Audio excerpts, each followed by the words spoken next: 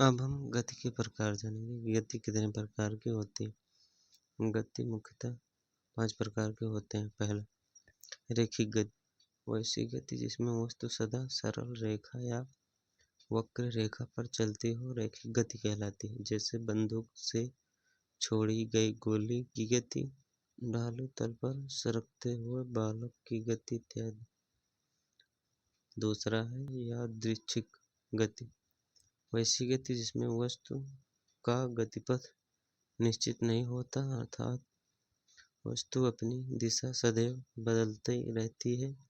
यादृच्छिक गति कहलाते हैं। जैसे मक्खी की गति, बर्तन में रखे गैस के अणुओं की गति इत्यादि।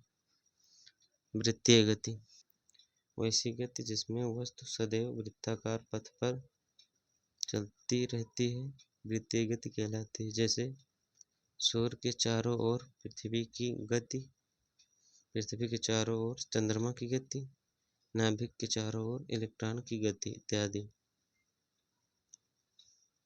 अब हम दोलनी गति पढ़ेंगे।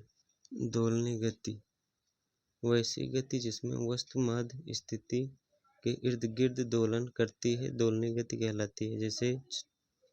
जैसे लोचक की गति, झूले की गति इत्यादि। आवर्त गति, वैसी गति जिसमें वस्तु अपनी गतिपथ को एक निश्चित समय अंतराल के बाद दोहराती है, आवर्त गति कहलाती है। जैसे सूर्य के चारों ओर पृथ्वी की गति, पृथ्वी के चारों ओर चंद्रमा की गति इत्यादि।